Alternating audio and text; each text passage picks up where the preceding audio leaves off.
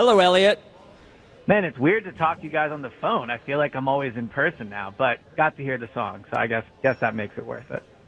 Yeah, it's been a very Eliot training camp for the WIP afternoon show. Isn't it always, though? Isn't it always? Well, I see why you say that you like training camp more than the season and even the Super Bowl. This is your time. Yeah, this is Eliot really shining. People seem to really take it as a win-loss record. Yeah, people are very. I know. Yep. Now. Have you factored in that they're human beings yet, Eliot, or no? Yeah, that is true. They are humans. Something to consider. So, Eliot, I heard your debate with James Seltzer this morning on your assessment of training camp and what it might mean for the season. Could you just, and we had the conversation yesterday, but could you, in a sort of concise and direct way, just say what you've seen from camp and what you think it means for the season? Yeah, I mean, tough to maybe do in a short, concise way, but I would say do it. You know what I mean. Yeah, just in a direct way, without me interrupting or anything like that. So I think there's two different things that would worry me so far in training camp. And this isn't about just against the Browns, which I did think the Browns was concerning and get for those 2 days of practice. But it definitely stood out against Cleveland that they have issues in the secondary, number one. Like, the defense was not good on the second day. I did not think the corners were good. Even Quignon wasn't great on the second day. So that's definitely one thing that I think has stood out so far in training camp. Their corner spot is an issue. I would also say, though, for everyone that's like training camp doesn't matter.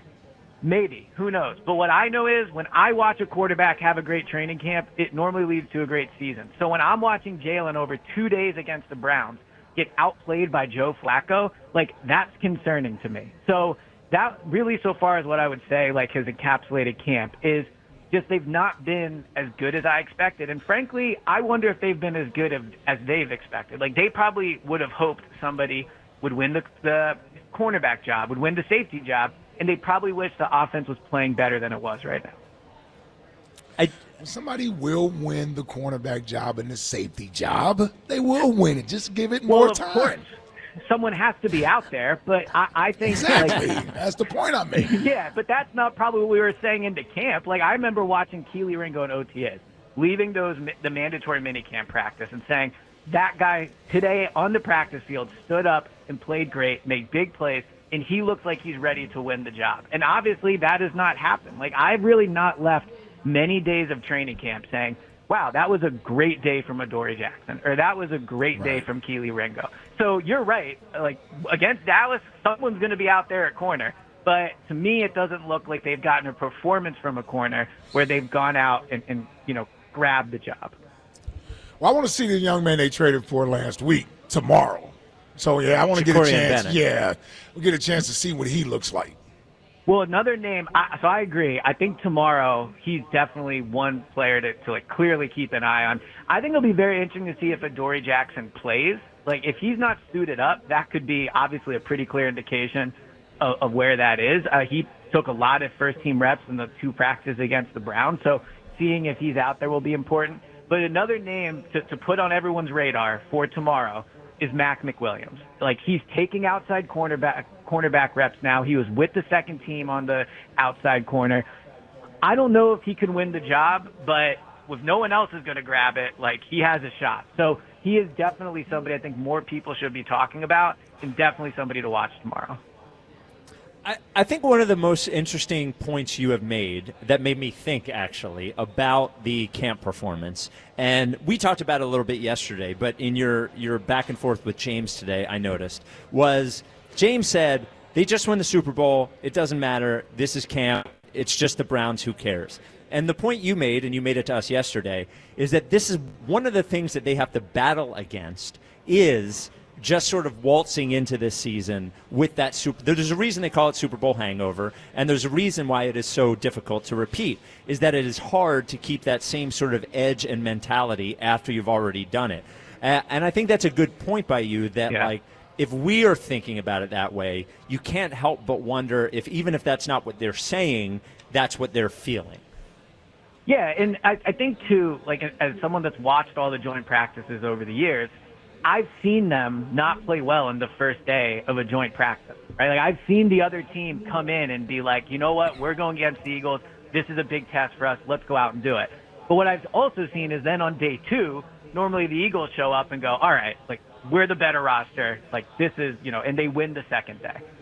That's what was surprising to me, is that after having a pretty sloppy day on offense on the first day, that they didn't come out the second day and look better. And so to the point that, and look, I don't know if they weren't trying, whatever. To me, it looked like they just didn't practice well. I don't know if the effort was an issue. But one thing that is going to be an issue is all year, everybody's going to give them their best shot. And so when I'm standing there on the practice field for day 2, and Cleveland is celebrating and dancing and, like, doing things after making big plays, it just stands out to me that the Browns gave the Eagles their best shot, and this is what they should expect every single week this season as a defending champion. I know we have the game tomorrow and then only a few days left officially of camp. The person who I would be pretty sure does not take himself for granted or the team for granted is Sirianni. And I wonder if getting sort of whooped in practice for 2 days by the Browns makes Sirianni dig in on everybody and push everybody a little bit harder. And if maybe the joint practice was it's one thing when you're just going up against each other, but when you're going up against another team, I wonder if it pushes him to push them, and that hopefully the joint practice was a little bit of a wake-up call. Yeah, now you're moving into my direction. There you go. I'm saying I hope. Does that make sense to you right there, Eliot?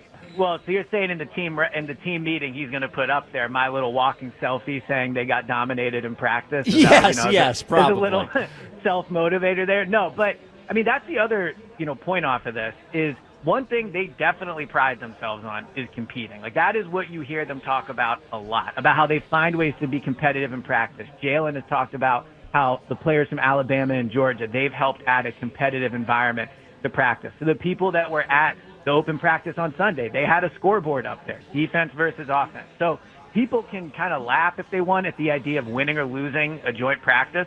The bottom line is they find ways to compete in everything. So I agree with you. Like, if this is, I think, honestly, like a good thing for Sirianni in a way. If he wants to use it as, hey, everybody outside is saying you got outplayed by the Browns, right? Like what are you going to do about it? Like, I do think there is a potential teaching point there.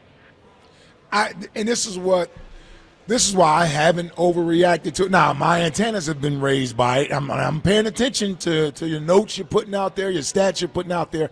I certainly see it. And so there is a little bit of a lackadaisical sense that I'm getting could be going on. And maybe this is a nice wake-up call. But a lot of it will have to depend on how Coach Sirianni responds to this. See, when you're coming off the perch of being the champion and everybody's patting you on your back, even in the back of your minds, you think there's a switch that you know you can reach for, and all of a sudden you're going to play well. That doesn't work, but subconsciously you believe that's what you can do.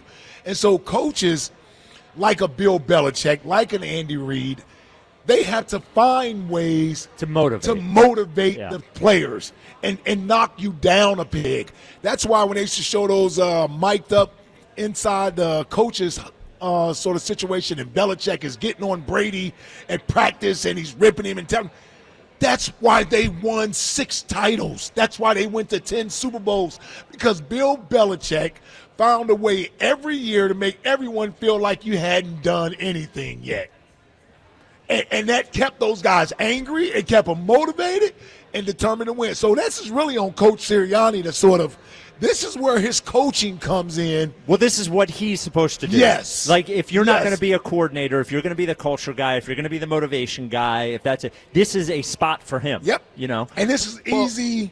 For me, this is easy, easy food to sort of, I guess that's what I'm trying to. Yeah, I understand what you're saying. It's an easy way for him to tear into his team when he needs to. You see what I'm saying? It's an easy. Yeah. It gives, to me, he has the motivation to do it now. No, 100%. I agree with that. But I would also say that a lot of the reaction to, a lot of the reporters saying that they did not play well in these 2 practices against the Browns has been, okay, it's an effort thing. Practice doesn't count. But there's also the other reality that maybe we need to start talking about, which is there were a lot of changes on this team. They do have a new offensive coordinator. They tell us ourselves the 2024 team is not alive anymore. It's a 2025 team. Maybe these are initial warning signs that we all want to ignore as it's just effort and they're humans. But it could also be that come week 4, we're all sitting here and going, well, maybe the fact that no corner grabbed the job in training camp was a problem. Look, they're stopping the run, and this passing game wasn't great in training camp. So I think more than likely, we'll all make our season predictions soon, and they'll probably win 11 or 12 games. But I also think that to write off potential problems we're seeing as anything but effort, is also probably being a little bit naive to the fact that a lot of teams struggled to repeat as Super Bowl champions, and maybe we're seeing the beginning warning signs of what this team's problems are. Well, and by the way, the other thing is, nobody was concerned about it until now, but it's not surprising that the cornerback spot, that nobody looks good. Right. It's not surprising that the 2 bargain bin guys they got on edge don't look great. It's not surprising that the second safety spot has been iffy. None of all these things were there to see, and we all had our fingers crossed that they would work out. Right. But now the offense thing is a different thing. But this thing, those things, to me, they shouldn't surprise anybody. No, I agree. And I'll also say, Spike, I saw you tweet this out today. ESPN put out a ranking. I don't know if you guys have talked about it yet, but a ranking of where all the positions are in the NFL. And they had the Eagles' edge rushers, a top, arguably, 3 important position in the game at 31st. They ranked all the position groups or whatever, and edge was 31. Yeah. For the Eagles. And that was eye-opening, because I've definitely been more on the side of Nolan has a ton of potential. Jalix has a ton of potential. Josh Uche is having a good training camp. I think all those things are true. But it's also, I think, when we get more in training camp, we're so focused in on the Eagles that, to step out, they have one of the least proven edge rushing groups in the NFL. And that is definitely very different than how this team has normally won over the years. Yeah, but they don't have one guy who has a full NFL season of being a really good edge rusher. Well, they don't have one guy. Uche. Well, okay, yes, Uche, and that's saying something. Take it down. Yeah. But that's saying something, I think. You know, anything. So A.J. Brown had the hamstring thing, then he practiced, and then he didn't practice again. And Sirianni was asked if he had a setback, and he didn't really say no. So do you have any thoughts on the A.J. Brown hamstring thing? So I wouldn't read a ton into what Sirianni says at the podium when it comes to injuries. I think his clear objective is to give out as little information as possible. And sometimes I agree his answer could be perceived as maybe he did have a setback. But my read on it is, from seeing A.J. out at practice, from seeing him run prior to practice a few times over the past few days, I think he will definitely play week 1 against Dallas. I think the reason he didn't practice the past 2 days at all is probably more related to the fact that the way practice was structured is different. When you're doing a joint practice, you're just not doing as much individual work as you are in a regular practice. So for me, the day to look at is Monday. They'll be back on the practice field Monday. There won't be a joint practice. It's one of the last days of training camp. So if he's not out there Monday, then I think maybe you worry there was a setback. But with the game still 20 days away and just seeing how upbeat he is at practice, I'm not worried at all that he won't play week 1. They didn't want him to have a setback. Well, there's that. That's why you don't put him out there against Cleveland. It's a highly competitive environment. He can't necessarily dial it down. He's out there going against Denzel Ward and this guy and that guy. They don't want him to have any type of setback. He's progressing, I'm assuming. And like he said, once you get past this week, you can sort of kind of ease him back in there into a more controlled environment where he can take his time to build that muscle tissue back up to where it needs to be. Well, and with a hamstring. So I'm okay with it. Because there's no way he would have not competed if he's out there in these joint practices against those guys. I think the bigger concern with AJ and then just kind of in general is a lot of guys have missed a good portion of camp. Zach Bond's barely practiced. Landon's going to end up missing. I'm more concerned about him. Yeah, agreed. Zach Bond's still not doing 11 on 11. I think with AJ, it's just the fact that it's a muscle injury. You worry that this is something he goes out there week 1 and, God forbid he re-aggravates it. It's just something that could linger. So I think he'll be out there, but it's definitely something to monitor. So 2 quick ones, Elliot, before we let you go. First one, on day 1, and we addressed this a bit yesterday, but I got more confirmation. On day 1 of the joint practice, you said Jalen Hurts threw 1 interception. Tim McManus said he threw 1 in 11 on 11, 1 in 7 on 7, and 1 in 1 on 1. Your comments? Yes. So he threw 1 in one-on-ones, which, again, don't count for the stats. He threw 1 on the second throw of practice and 7 on 7s. And the Wait a minute. Why doesn't one-on-one count for the stats? Because it never has in all my time doing this. Because it's one-on-one. You're not. There's no defense. Come on. I mean, they complete 100%. There's defense there. That's how the interception happens. Yeah. Right. So, anyway, they don't count. You mean there's not a total defense. It's just a one-on-one drill. Yes. Correct. There's no total defense. Yeah. Yeah. And then, again, as I've told you, I thought the interception in 11-on-11 was subjective. Like, I thought it was subjective. I don't think the play was still going when he threw it. Point blank. Like, I think he stopped, or at least the defense stopped. He had 4 defenders around him when he threw it. The wide receiver, in my recollection, stopped. Like, if I see a replay of it and that wide receiver was still going and he was like, I'll add it. But from watching it and all the tracking I've done, my feeling was that was not a true interception. And I think you'll have a good take on this, Eliot. I don't know if you heard, but Philadelphia is commissioning another Rocky statue to go in Terminal A of the Philadelphia airport. Your thought on our continuous obsession with Rocky and spending public funds on a Rocky statue? I mean, it just seems silly to me. I don't know. Putting it in the airport, at least it's not going outside of, like, Reading Terminal Market. The airport is fine, whatever. It's like a touristy spot. But, yeah, I'm fine with it in the airport. I just don't need more Rocky statues all over the city in, like, meaningful places. All right. Well, there he is.